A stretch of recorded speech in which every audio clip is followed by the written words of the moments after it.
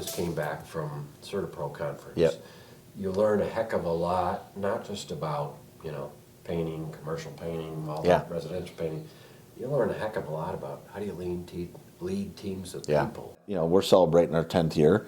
I just felt like, hey, if there's an opportunity to get something that we can get out and talk about a little bit of the history of CertaPro and share it so people can identify who we are and what we are. Where did you first learn about leadership? Well,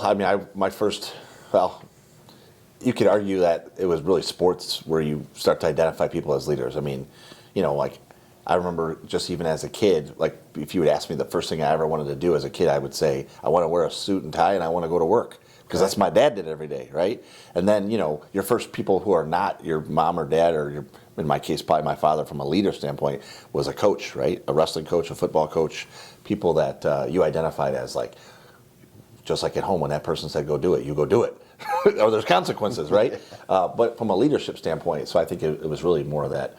The first time I ever thought about like what leading people was probably, more than just if you're a father-son relationship or a father-daughter relationship. When you actually thought about like what is it like to lead others, it was really probably in a sports setting where, you even myself, I would say, felt like that's a role that I was capable of fulfilling, was leading others. Where yes, you were maybe the defensive captain or the linebacker, but your job was to go lead your defensive unit, and like felt pretty comfortable in that spot.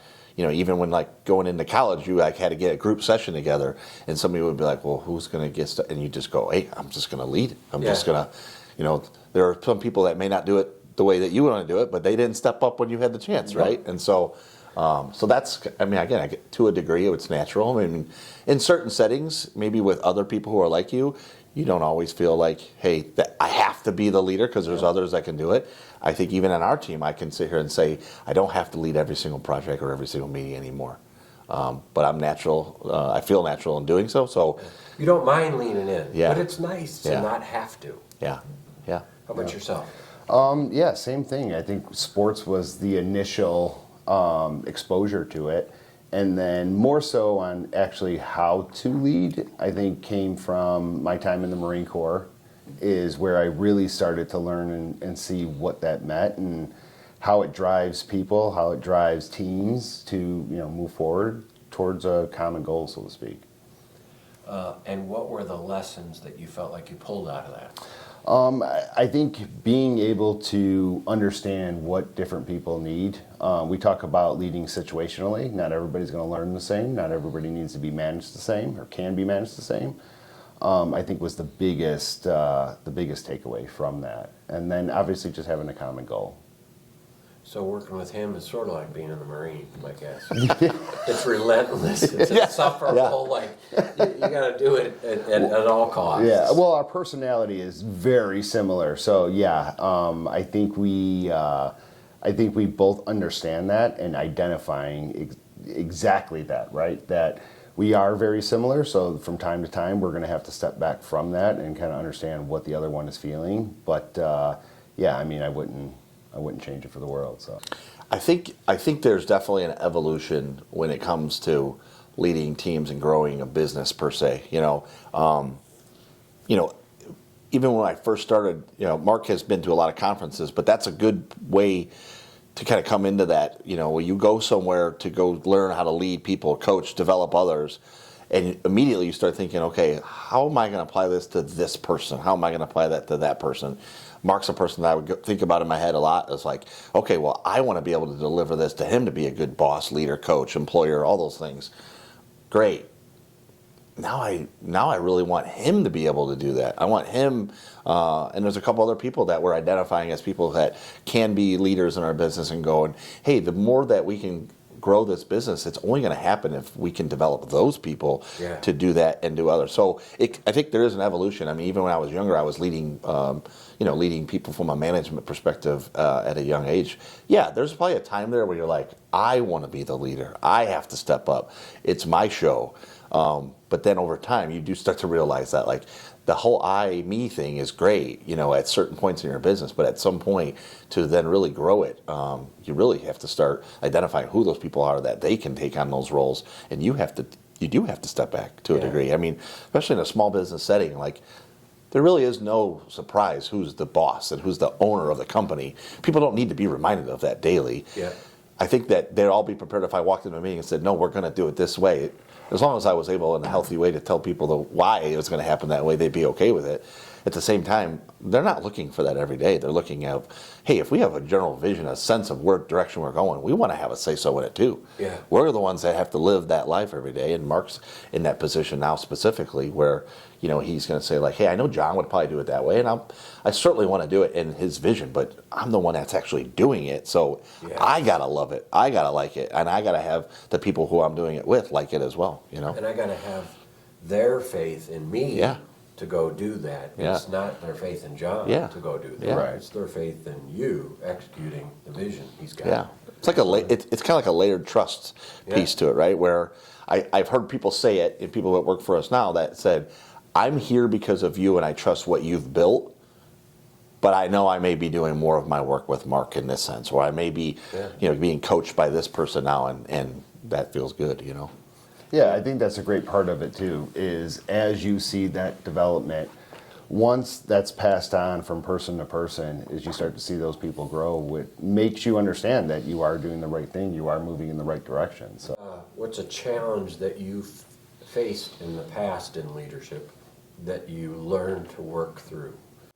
I think, you know, you do get an opportunity when you're in a, you know, position of, whether it's running a company, running an organization, or, you know, if you seek out information from others, which I do a lot, you know, whether it's reading a book, listening to a book, talking to people like you, talking to people in the chamber, we get to engage with a lot of people, even within CertaPro, other franchise owners that you look up to that, you know, they're your peers, but you know they do some things pretty well. And some of that is even leading others. Some of it's just running a great commercial business or a residential business. And so you try to pull some things from them. But I think one of the things that,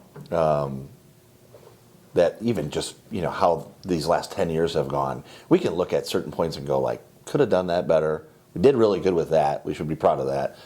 We did good through this, but we still could have done some things differently.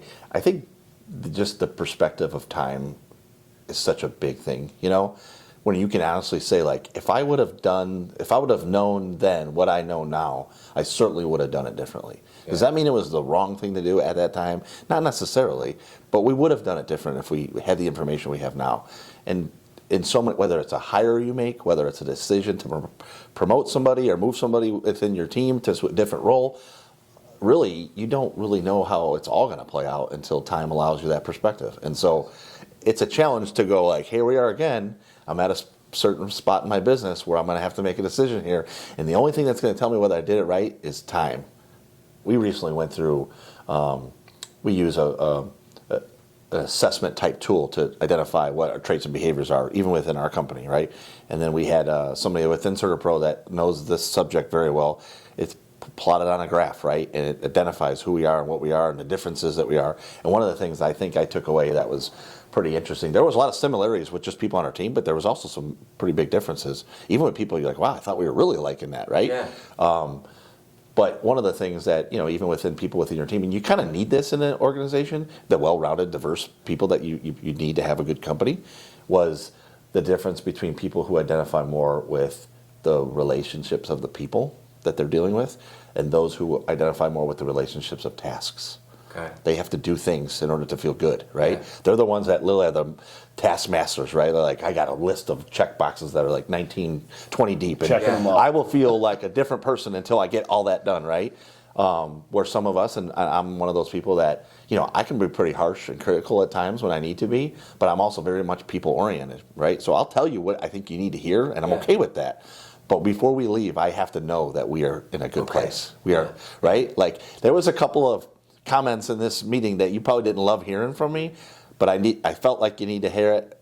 I said it. I just need to know as we're walking out the door that we're still in a really good place, right? Healthy conflict, I think, and this is something we talk about all the time, that even to the point where it's something we brought into our process through, we call it goal set and review, right, GSNR, where it gives an opportunity for us to meet weekly with each other, anybody that reports to us, to also discuss what's important, where we are at in the plan for the business, right? But also personally, are you getting everything out of this relationship that you want as well, which is just as important?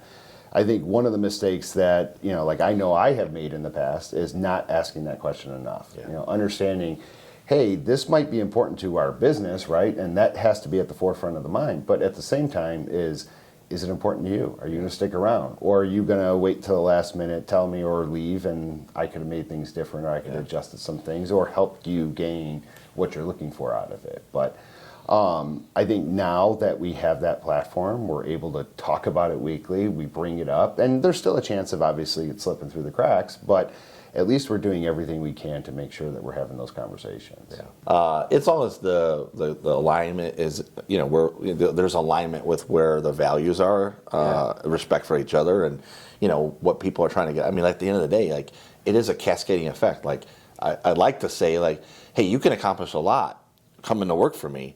I think we have great opportunity, and as long as we're aligned in where we want to go, like, you can use this as a vehicle to get your own success as well, as long as there's alignment with where we're headed as a company, right?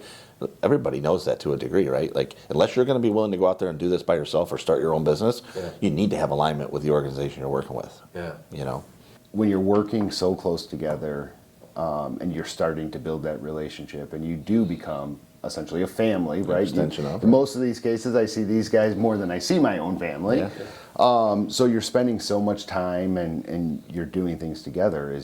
Like even in an interview for a position that we're recruiting for right now, the applicant said to me today, I don't know if I should tell you this, when I asked him, like, what's your long-term goals? What do you want to do with that?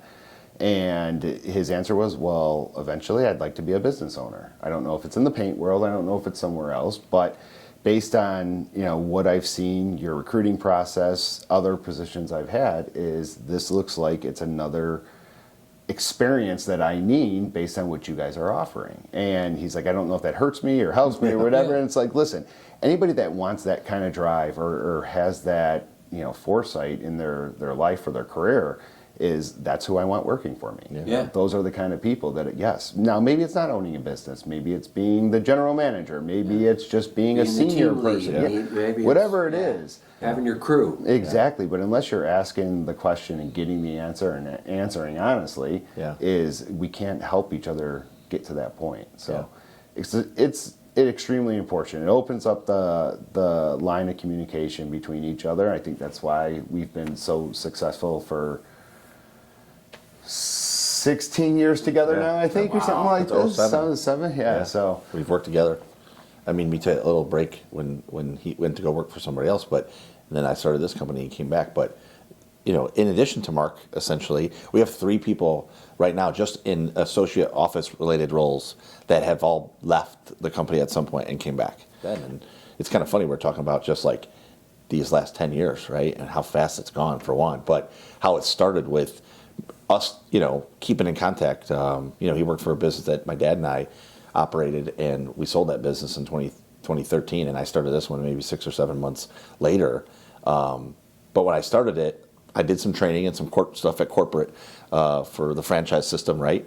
And then I literally was like, hey, I'm coming back to town, because it was in Philadelphia, and I was like, I'm starting to go out on estimates and stuff like that, and I'm like, I think you would really like, A, you would like it, B, I think you would fit in here, and I think this would be a good opportunity. So I'm like, within the first week, I'm like, I'll get you a yellow shirt, and you come out with me, and we'll do, and he literally spent a whole day with me, and went on a bunch of estimates with me, and I was like, what do you think? He was like, seems pretty cool.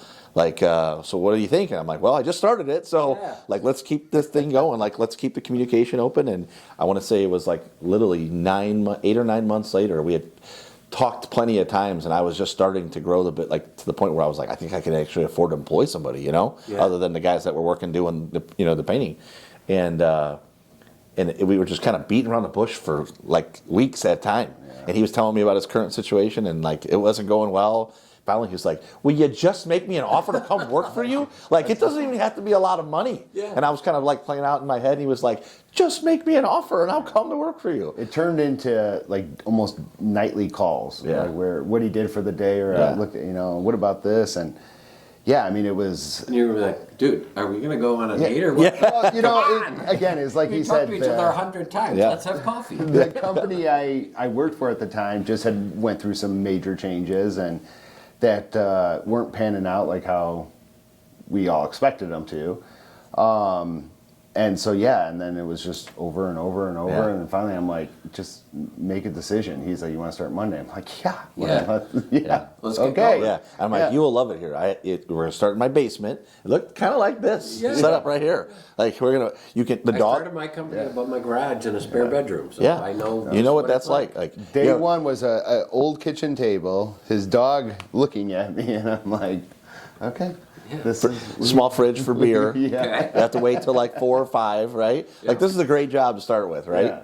But that's how that all started with and like I said, just bringing him here, it seemed like it made a lot of sense to me to, talk about, and I appreciate you doing this, with me too, helping us talk about this. And I've watched you grow, but I also just felt a kindred spirit, I think, from when we first met. Yeah. You've always had a very strong respect for the way of doing business, but also of, hey, it's really hard, but even when it's hard, that doesn't mean you don't do it that way. Yeah. Right. You just recognize it's hard. yeah, you do. And I think you learned through coaching. It sounds like you learned through sports and obviously the Marine Corps. The hard way is most often the right way. Yeah. You realize that like it's not as easy as you think in your head as to go and, hey, we can just keep going. Because you got to start adding the support pieces to growing a business, right? You need people to make sure your customers have strong communication. You need to make sure that you have somebody out there like that is going to, we've developed a big team of workers that work for us, right? They are expecting us to have work for them. Yeah. That's essentially the commitment they've said is, I have certain skills and you can use them. I'll make them available to you. But I just need to do the work and have work available to me so that I can collect. Otherwise, I'll go somewhere else. I can do that, right? And that's when you start a business and you got to worry about payroll every Friday or every other Friday, whatever it is. But there's so much more to actually get it to that point where you can even execute sending the payroll, right? And, expanding into, we did it rather quickly, but we essentially started kind of in Lake County, and then like almost within, we started like looking at opportunities that we were getting naturally, organically into Porter County, and now our focused area, especially with our residential work that we do, is all of Northwest Indiana, from like LaPorte all the way down to Lowell area, right? So like that whole what we all consider the region per se, is our focus, and then so like. You need to have the ability to support all that, right? Yeah. Sometimes people do tell you, like, I want the guy from down the street to paint my house, right? And I appreciate that part of it too. But we're also making, investments into that community, right? Like, we do the chamber stuff. That's just to get the chamber, both in, the Crossroads Chamber, and Mark does a lot of the stuff at the Valpo Chamber. It's not just to go to the networking and do that. It's to network with the people that are part of those communities, so you get to understand and know a little bit more about those communities, and then find out where investments can be made, right? Sponsorships of certain events and things like that. And that's what investing in your community is, right? And I know we're out of Crown Point, but we try to do it in as much of those areas because it matters. Yeah. And people do live in DeMont, and people do live in, in Griffith and in Hobart, and we all live in these communities, so we want to be a part of them. We are from here, right? Like, I'm really the only resident of Crown Point per se, I guess. But at the same time, our office is there, and so we all commute to there. But yeah, you want to celebrate the success of others, right? When Valparaiso won the state championship in football, was pretty cool. Like, I was interested. I was trying to see the scores, and right, the wrestling state championships are this weekend, and there's a lot of kids representing all of our area. And like, I may not be able to watch a Crown Point kid in every match, close almost, but. Yeah. But there's still other kids that I've seen wrestle that I'm like, that's the kid from that one. I want to watch that, So it's pretty cool. When you think about traditional values and disciplines and things like that, what are the hallmarks that you feel like CertaPro matches you personally so well? I think delivering what you promise is one that resonates with me most, right? Like, we go into people's homes, businesses, and we are selling a service, but we're also setting an expectation of, hey, we're going to be here, we're going to follow through. CertaPro, over the last 30 years, has really built their business off of what they call the Certainty Service System, right? It's what we deliver from start to finish. The first time you call CertaPro, all the way till you paint the job, and we do what we call a Pride Walk, and everything in between. all focused on making sure that we are going to do what we say we're going to do. And if by some reason we can't, we'll be upfront with you about that as well. Yeah. And I think even when John first, introduced me to CertaPro, we looked at a lot of different things. One was, like obviously the amount of work. What can we do? Where can we bring this? How many jobs can we do? Was one that I looked into extensively. But the other thing was the background of the company. I said coming from the Marine Corps, obviously where core values is high on that list. Yeah. And that was one that I think really, really resonates, still to this day resonates with me. And it's one of the most important pieces to that puzzle. Yeah. I mean, again, going from a family-owned business where I was a third-generation operator, there's a lot of things that are done for you and established, and they're kind of there already, right? So starting a business from scratch, even though you had operated a business with 1,000 employees, with a management team, seemed easy compared to like starting from scratch. So to me, looking at what I was going to do next after we sold that business was going, okay, so, it was not ever John's painting company or something to that effect. It was like, there's got to be a business that I will enjoy doing as a professional that represents me well, but also I get to work with people that I enjoy working with. Those are all the pie in the sky stuff that you just start to grab for. And then it boiled down to, I did get, introduced to like a franchise broker. And it started to make sense to me because I was like, okay, I have, with the proceeds of the sale, I had some money to say I can invest into something, and I had money to live on for a period of time, right? It was like, yeah, the reality is that's kind of how businesses start. Is it could be a partnership where you go, hey, I'm a person that can sell really well, and you have the money, and so we'll partner together. But then I realized, like, hey, I'm married already. I don't really need another marriage per se, right? Follow a process and a system, I think, is really what kind of hit home with me, right? Is, when you're leading a team, if you're leading a company, if you're leading, whether it's a coach or whatever, essentially you're saying, like, if you're a coach and these are your players, you're like, hey, today on day one, we're going to learn the fundamentals. Yeah. And then we're going to start introducing an offense, and we're going to start running a system, right? All it is like these building blocks of developing these systems. And to me, while I had worked in a business that had all these systems in place already, and I just had to learn them, it was kind of the same thing where it was like this, people have said franchises are a business in a box, right? Really, it's proven systems that have worked in other places that if you execute them well and you make adjustments for your own business, whether it be location, whether it be your business style, you can do this successfully. And I think that's what helped me identify that this was a good opportunity for me. It was like, I can execute that. I can wrap my head around doing those things and doing them well.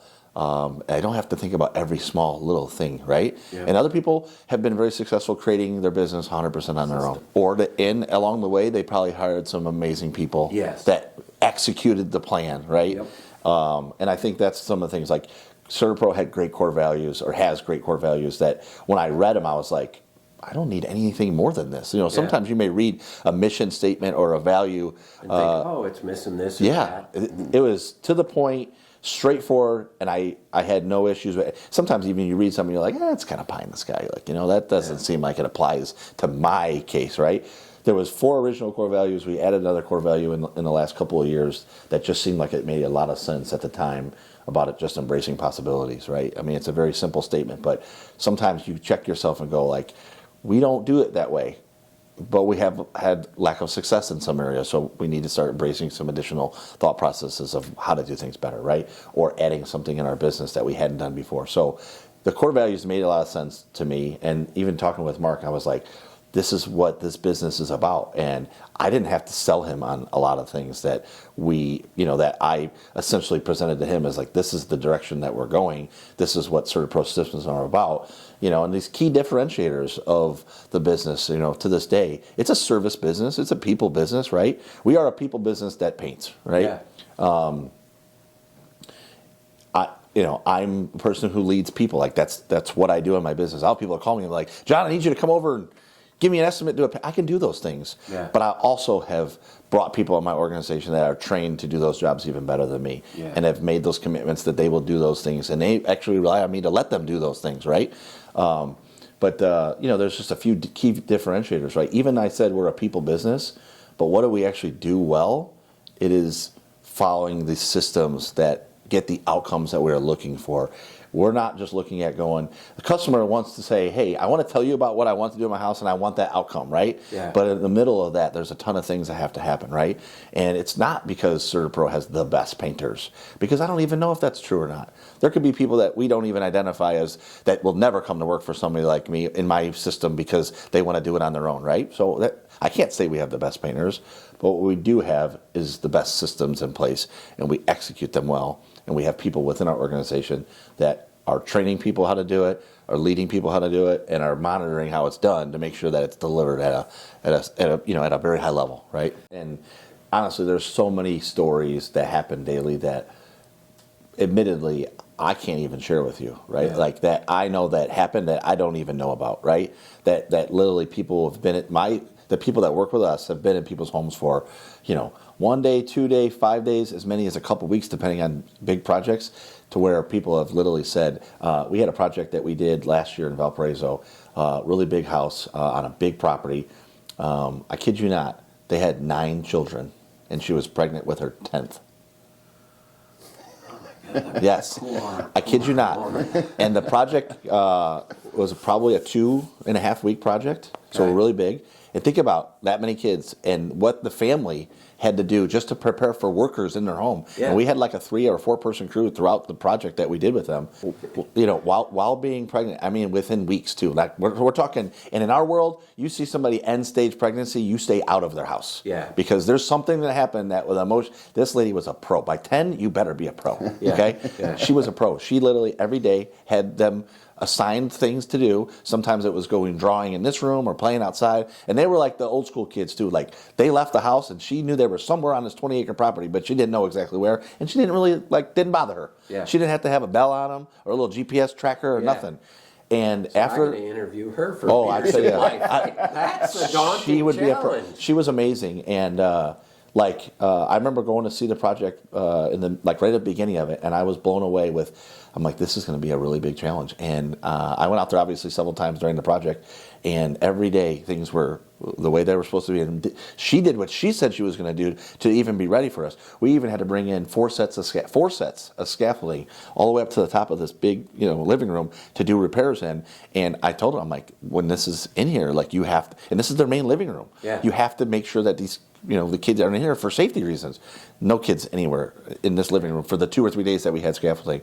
On top of that, while pulling up this driveway, I kid you not, scooters, bikes, 4-wheelers, balls. I mean, you're driving and you're literally like a course. Of course. And then when it was over, she literally said, I think she said it in our review form. She said in the back, she said when the kids found out that Gabriel's our supervisor on the job, that Gabriel and his crew weren't coming back anymore, the kids were so upset. Really? And it was because of his demeanor and his personality and They just liked him being around. his interaction with the kid. I mean, he wasn't literally playing with him or anything, but every day he spent time with him, talked with him, and to the fact where they were getting ready to leave, and this is a true story. They were getting ready to leave, they had cleaned up, everything was in the truck. They were saying their goodbyes. Yeah. They cleared the driveway of all obstacles. They went in and said goodbye and everything. He came back, go to hit it back up, ran over one of the kids' scooters. And we made it through this huge project, multi-week project, Nothing. and that happens. Yeah. And literally, the lady comes out and she's like, "Oh, that's his fault. That's on him, 100%." And he was so upset. He was like, and one of our production guys in the field ran to the store and bought one and brought it back. And she was like, "That was so unnecessary." But that just speaks to some of the character of the people that work on our team. And that's a true story. There's more out there that I probably don't even know, but when you have people in your home and they're a part of your, and it doesn't always work like that. I mean, there's certain work that we've had even in our new office that people come in, they do their job, and they don't even clean up after themselves. And you're like, now my staff has to take time to sweep the floors after you guys just did all this work in here. And you and I both know that's not what they weren't given a space like that. They shouldn't get it back, So I know that we're not perfect. When you hear those stories, it reminds you the kind of person that you have on the job. And I think that's when it comes to hiring and development. I think there's a truth to I know there's a truth to it. You can train for the skill that, obviously we are preferring people who have a certain level of skills and we want them to hone it and get better at it here. But that the attitude sometimes is not as learnable and the character behind the person. So reality is that's what you're really trying to hire for, is how do you get the best person that fits into that role, but at the same time, like, they just have to be a good person. Yeah. And treat people the way they would want to be treated. And the rest of it, skills and abilities do matter. We're not naive enough to think that, right? We have a story to tell, right? Yeah. And I don't think there was another person that would be better at pulling that out of us than you. So I appreciate you, sitting down with us and being able to do that and tell a good, a story. And you always ask great questions. And I have an affinity for people that put themselves out there and try to do something bold. Yeah. And I think starting a business of any kind is bold. Yeah. Glad you're here. Yeah. Congratulations on 10. Yeah, thank you. We will absolutely have you back for 15. Yeah. Well, great perspective. Yeah. Thanks again. Glad you guys are here. Thanks again. Yeah, appreciate it. Congrats Thanks on a the lot. anniversary, Yeah. and let's keep it going. Cool. Thanks a lot. Appreciate it. Awesome.